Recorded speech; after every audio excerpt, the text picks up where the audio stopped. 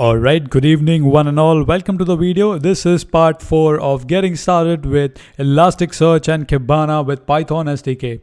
So far we have done a lot. We have learned, we have installed Kibana. We started the server. Here you can see I have my Kibana and Elasticsearch running. Alright, we have done all of this. That's pretty beautiful. We wrote a script basically which can create database, which can delete database, which can get database. We learn how to insert values and so on. Now guys, let me introduce you to Kibana. Let's get started. So let's put this here, the Jupyter notebook, and let me see where is my all right, I can open it right here. So as you know, the Kibana would be on the port 5601, right? So 5601. I'm gonna give you a tour of Kibana. We need to understand all the tabs.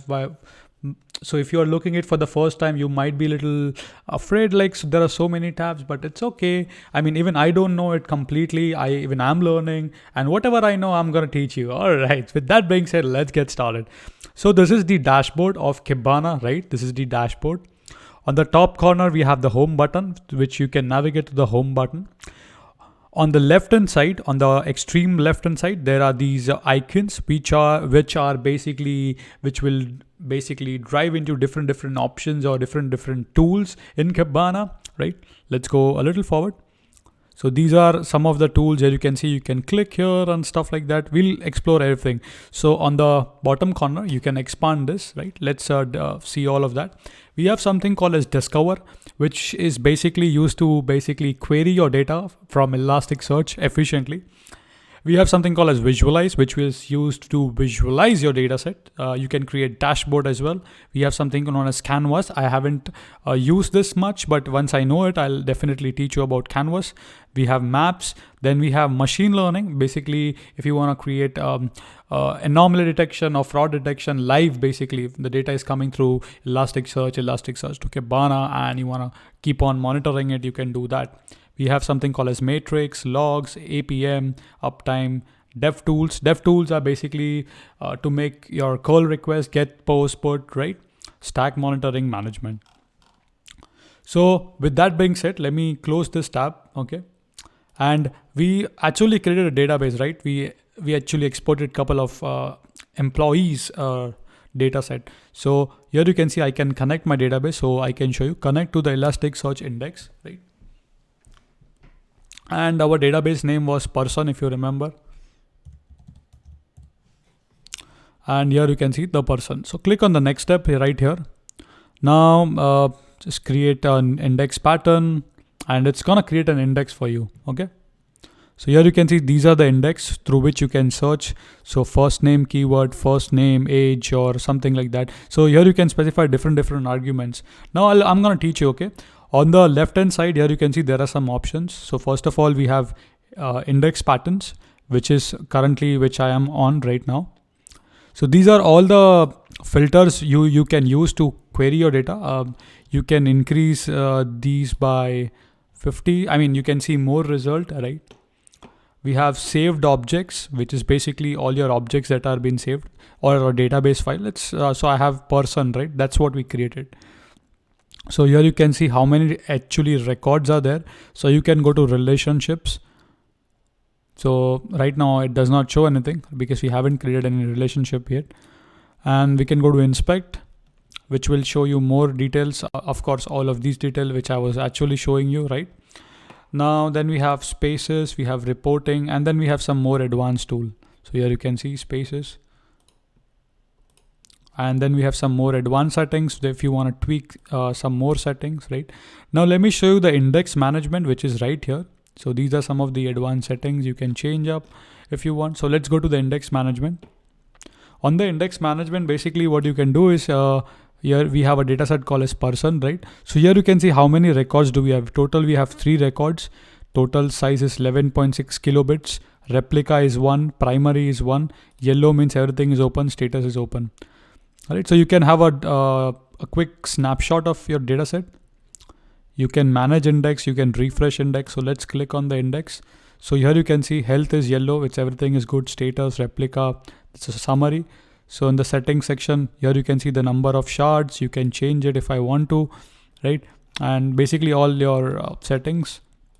Mapping is basically your data sets mapping, like age, what is that? It's a long variable. First name is a string, so that's basically a mapping. In the stats section, we have all these stats, right? Whatever stats you want to look, these are the stats, right? So let us use the query tool to query the data. So I'm gonna go here.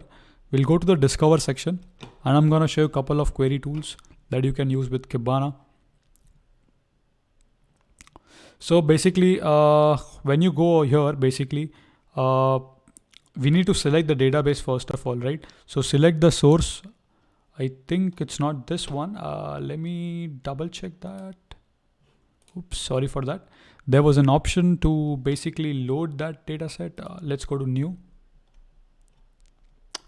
All right, so I think it's actually loading my housing data set. I don't know why. Oh yeah, here you can see there's an option called as change, right? So now I'm gonna select the person data set, right? So let's say you wanna search something. So basically these are all the records so far, 3 hits, right? So now we can add some filters, right? So let's say I wanna search for first name that has something similar, like that has like sawmill or anything with something like this. So I can apply that filter and add that. So here you can see there are 2 matches. So these 2 are hit, right? So you can expand the data set and you can see all of that, right? You can see the entire JSON, right? So here you can see this is how it works, right? So you can add couple of more filters, like the age is greater than this or that. So let's say my age is 24, right? So I can add a filter where age is greater than 23 or less than, something like that. Something similar to that. So let's try a couple of more filters. So here in the operation, you can see we have, oops, I'm sorry. So is not, is one of, is between this and this, is not between this and this. So you can say between start range, let's say it should be between 10 and 28. You can apply this filter, hit the submit button, it's gonna run. And here you can see still it's basically hitting two hits right now. So you can add a lot of queries, you can remove the queries, you can edit the queries, you can temporarily disable the queries, you can remove it. Okay, let's go to the home section. Want to show you a couple of more things. If you want to load dataset, you can also do it through the UI. It's very easy. So what you can do is basically you can say upload CSV or JSON file, right? So first of all, let me just delete my housing CSV because I already have that. Don't want to create multiple duplicates. Let it load. It's fine. We'll wait. So let me actually go to the home section. We'll expand this tab on the extreme left hand corner and then we'll select the dataset and then delete it. So I'm going to show you that, okay? And then we'll add the CSV file. Remember the limit is 100 megabits for this. If you want to include files more than 100 megabits, then you have to use Python SDK, which I have been doing so far for my actual projects. So let's go to the management section. Let's go to the index pattern. Actually, let's go to the saved objects and we'll delete that objects that we have. So here you can see housing. You can also, of course, export the data if you want to, but I'm not going to do that. I'm going to create delete and of course delete that. So now it's going to delete my index and here you can see it's not there. Now let's import some data into it. We can do a lot of fun things with this. So let's go to the expand tab. Let's go to the discover section. Oops, my bad. We need to load the data set. So let's go to the home section. Okay. So here, right here, select the option upload CSV or JSON. Remember 100 megabits, right? More than that, then use programmatic approach. So we have our API like bulk upload. So you can do bulk upload data. I'm going to show you all of that in an upcoming video. So just be relaxed. Okay. So here you can see, let's click on the button and I'm going to go to my data set. It's usually in the download section and US housing CSV. I'm going to upload. Here you can see it's analyzing. Everything would be done automatically. And here you can see it basically created everything. There are about 999 records, right? So these are all the insights of the data you can see, and we can click the import button and it's going to import the entire data into Elastic Search via Kibana, right? So it's going to take a while. You have to be patient. don't hit the cancel button. And now it's asking me for an index name. That's a database name. So USA, okay. And remember, it cannot be capital. The name has to be small. Okay, so I forgot to tell you that, but yeah, the name has to be small. And yeah, that I'll tell you that later on. So that's fine. So here you can see it's being created. So I can view and I can do all of that. I mean, of course, right? So I think we are pretty much done with this data visualizer. Okay, that's fine. So let's go to the discover section. We can discover some data. So now, as I said, you remember, you can now query the data, like such a big file. If you want to search something, it's so tedious. With Kibana, piece of cake, guys, piece of cake. It is very popular. You should definitely invest time in learning this. That's my recommendation for you. So let me show you how amazingly powerful it is. So I'm gonna go here. Okay, let's collapse this. I'm on the discover section right now. Let me collapse this again. Okay, so I'm gonna select my data set. So I'm gonna change here. I'm gonna select the USA, the housing data set. And now I'm gonna add a couple of filters. Let's say I wanna know like wherever the address has something, let me show you how amazingly it is, this one. So let me actually open, not that one. Okay, let me go. Oh man, what's happening? Okay, so my PC, click that. And I want to show you something. That's the reason I'm investing this time right now. So let me open this, and I'm gonna show you something. So I'm gonna open the CSV file, address tab. So let's say this is the address, right? Now I want to search address in the entire data set where it starts with Elizabeth. How many addresses are there that has Elizabeth in it, like building name or whatever. Now look at this, how amazing it is. Okay, add filters. So I will say address, and I'm gonna say is one of, and I'm gonna enter the keyword Elizabeth, save, and let Kibana do the job. And there are 30 addresses basically who has Elizabeth in it. Guys, this is really amazing. I'm saying you, I mean it's pretty fast, it's responsive, it's pretty fast. Now, if you want to do this, if you want to query the data set, it also gives you the query. You can query via Python also. So if you see, let me show you in the inspect section, right?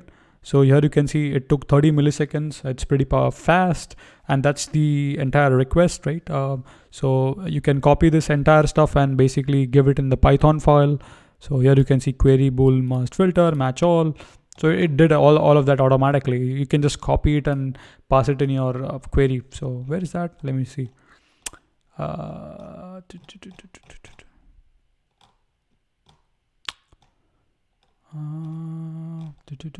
Yeah, so you can just paste your JSON, that query that you got here, and then you can run it. So it's pretty powerful. That's all I wanted to show you, how amazingly powerful Kibana is. So that's Kibana, that's Elasticsearch. We did a lot of stuff right now. In the next video, I'll be showing you a practical demo. So I mean, of course, the data would be more than 100 megabits when you have amazingly huge data set. I mean, massive data set.